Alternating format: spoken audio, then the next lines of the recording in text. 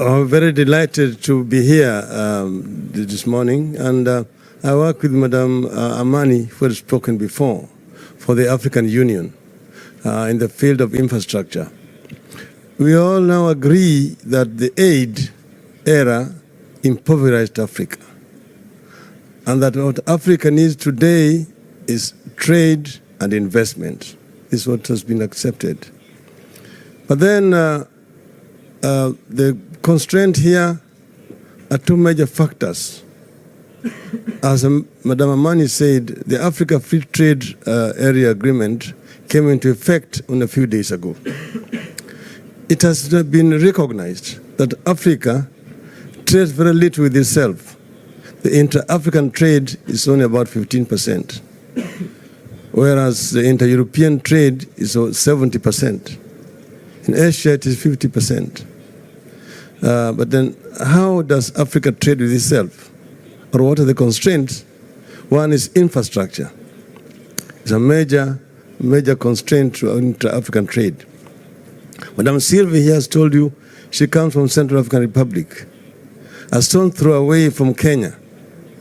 But how does Kenya trade with Central African Republic? You have to get a ship that will want to go around the Cape, up the West African coast, up to Douala in Cameroon, and then by road to Bangui in Central African Republic. The French are earlier there than you. So we're talking now of trying to connect Africa. And the African Union has come up with infrastructure projects. The inter-African highways, 6 major ones, Cape to Cairo, to Tripoli to the Cape, Dakar, N'Djamena to Djibouti, and then Dakar, Lagos, Mombasa in East Africa. Then there is Trans-African Beltway, the railway line from the port of Lamu in Kenya, through Juba in South Sudan, Bangui in Central African Republic, to the Cameroonian port of Douala, to create a Trans-African highway, railway line that links the Atlantic Ocean and the Indian Ocean and opens up these landlocked countries in the interior of the continent. That will make the trade easier within the continent.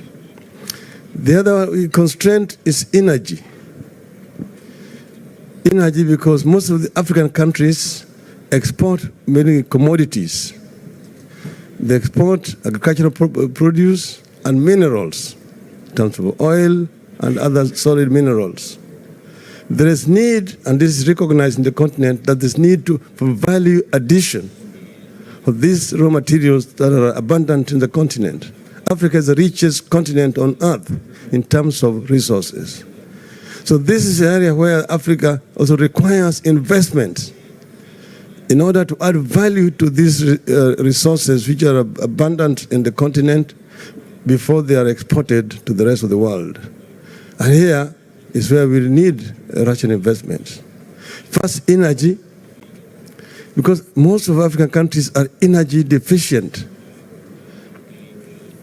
Some of our countries have oil, like Angola, Nigeria, Egypt, and so on, but others don't. That here we have, for example, a huge hydroelectric potential in the Congo River called the Inga Dam, with the potential to produce 110,000 megawatts of power. This cannot be developed as a national project by the DRC. So it requires to be developed as an African Union project. And investment is required in order to be able to tap this potential and interconnect the continent.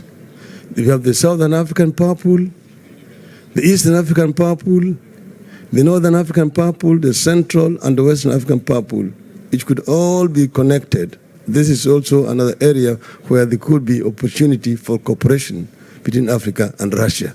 Thank you. I rest my case. That was wonderful. Can I just have a round of applause for a fantastic panel, experts and brilliance, beautiful comments. Thank you so much. for you.